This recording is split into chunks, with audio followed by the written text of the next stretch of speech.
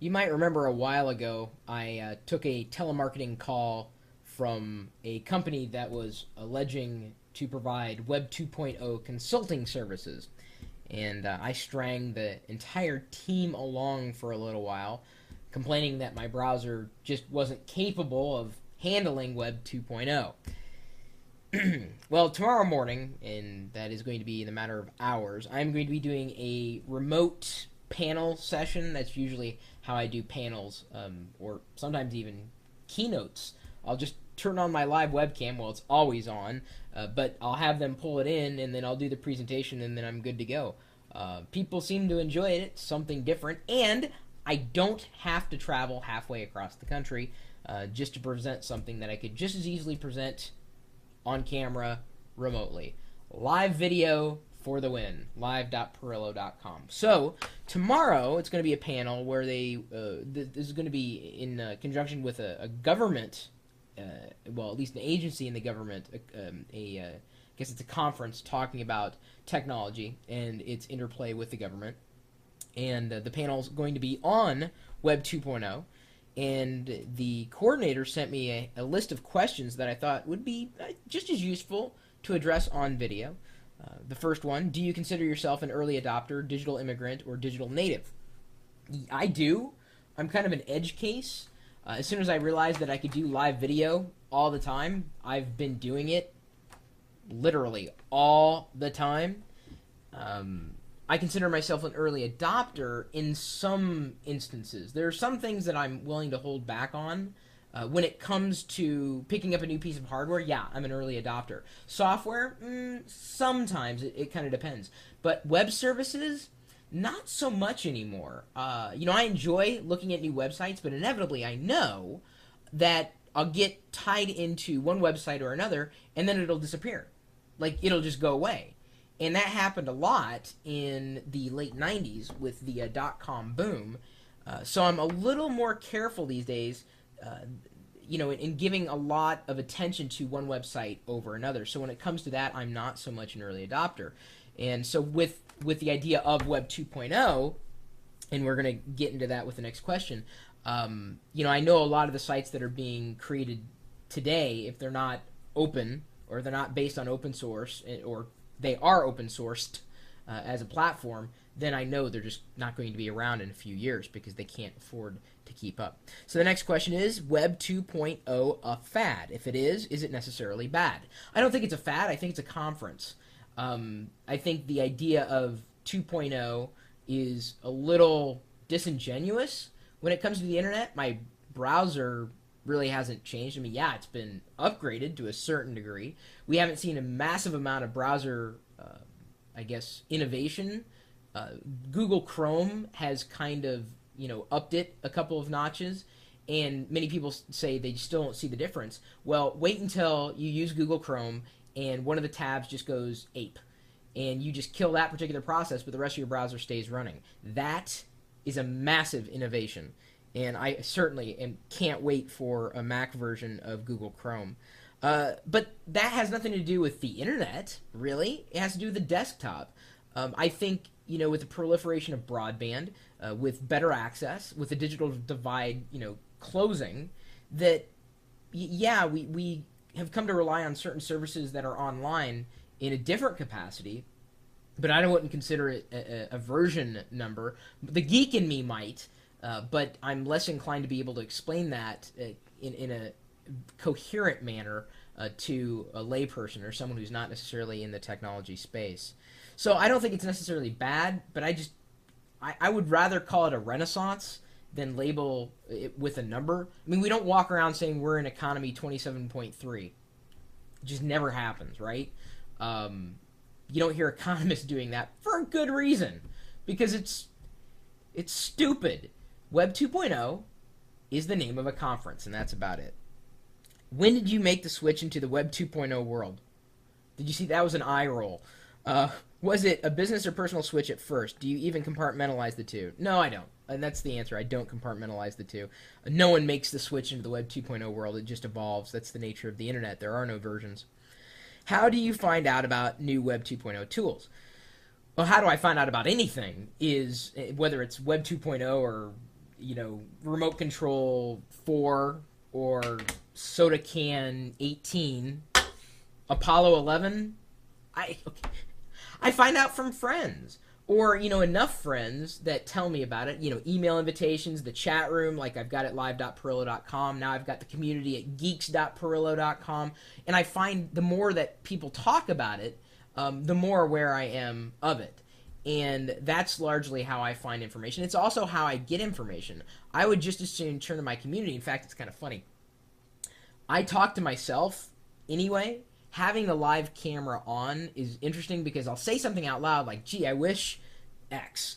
And someone in the chat room or someone by instant messenger will pop up and say, oh, I can do that. Or here, look at this. I'm like, that's great. It's like the ultimate in crowdsourcing. It's awesome. And then if I find something that I really like, I'll say it aloud. I mean, it may be just in that moment, but the people that are watching live, and granted, I've kind of been in and out today, mostly out, I know that they're able to pick up on it and possibly learn something, vicariously. What Web 2.0 tool could you not live without? What is your essential business tool? Email. Honestly, email. Instant messaging. And it's not. Here's the thing. Those really haven't changed. The tools have evolved to a certain degree. But like with instant messaging, that is still one of those parts of the internet that is so far behind. I can't think of the last time I ran a client that was designed by the distributor for instant messaging. That would mean I use Adium to bring all of the instant messaging services together except for Skype, which refuses to play along. They don't want to release their API. One of the reasons why, they're not exactly as Web 2.0 as people want them or make them out to be. A lot of companies aren't as Web 2.0 as people would make them out to be. And the idea is that you would share in between all these various services and be open about what you're doing. But I still see the web and the internet is still very much predicated on the model of closed and proprietary. It'll get really interesting as more platforms open up. I do believe that. I've come out and said that the eventuality is that all software will be, I don't want to say free, I want to say open source. I do believe that. It's just inevitable. We're not there now. Service is always going to be something that you're going to be able to charge for. You can't think about that. How much is good service worth to you? And it's invaluable, especially if you've ever had bad service. It seems like a new Web 2.0 comes out every week. I think she meant to say Web 2.0 tool or site. Do you try them all, or do you wait for the early adopters to weed out the time wasters? I'll take a look on the surface, and if it seems interesting, then yeah, it may stay on my radar. I don't really stick with one particular tool over another unless it has an extreme value to me, and that's very, very rare. I'll usually wait until there is a groundswell of support from my peers, or until enough people are doing something where I just say, okay, fine. Like, I didn't have MySpace for a while, and then I just kept getting invites and invites and invites. It's like, fine, I'll sign up for MySpace. Didn't get onto Facebook, and then I'll get all these invites. Fine, I'll sign up for Facebook. And so that's just kind of the nature of it. There are certain services that I'll sign up for but just never really use. So, it just depends on where it fits and what I get from it. And it's just going to depend on, the momentum that it's going to take to get me from point A to point B. And so once I've kind of established where I want to host my photos, the chances of me changing that are between slim and none. Hopefully I'll be able to use Flickr indefinitely, or when it goes down I'll be able to export with relative ease, but I have no want, need, or desire to change my where I put my photos online.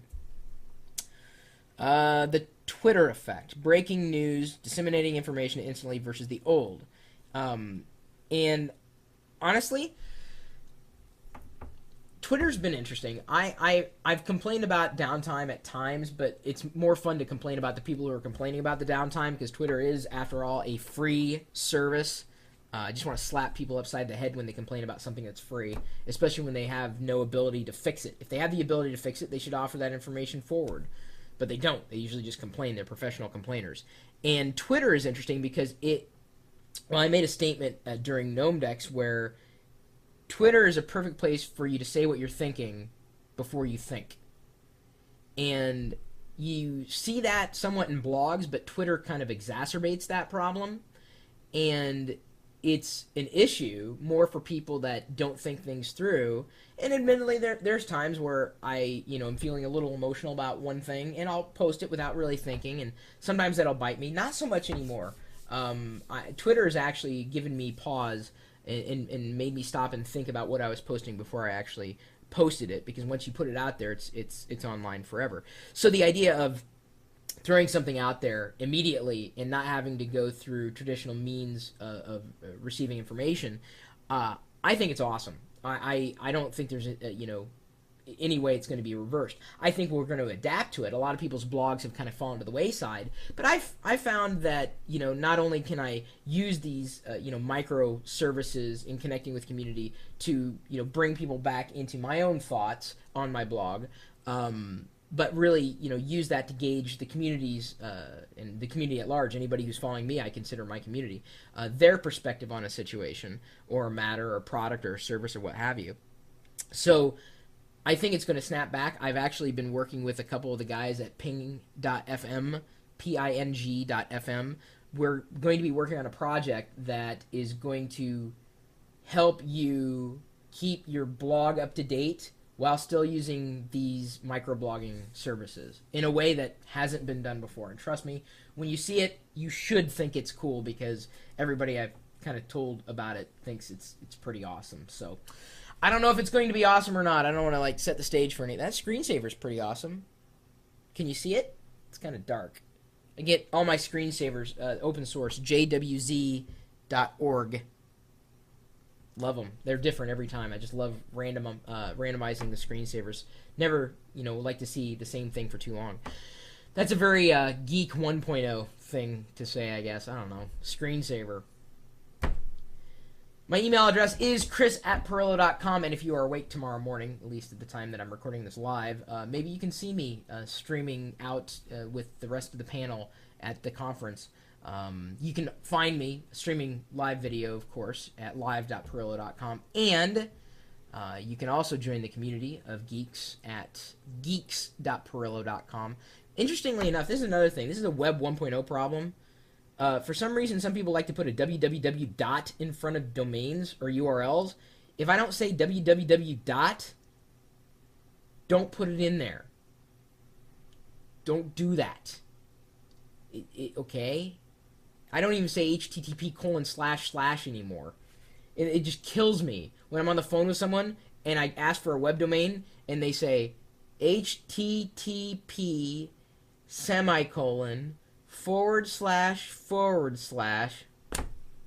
just what? Forget it. I'm going to Google. That's it. Just go to Google. In fact, you can go to Google right now. Do a Google for the word Chris. You will find me. Guaranteed. And if you don't believe me, well, stop by the chat room. In case you missed the URL when I mentioned it earlier, it's live.pirillo.com. Will you later.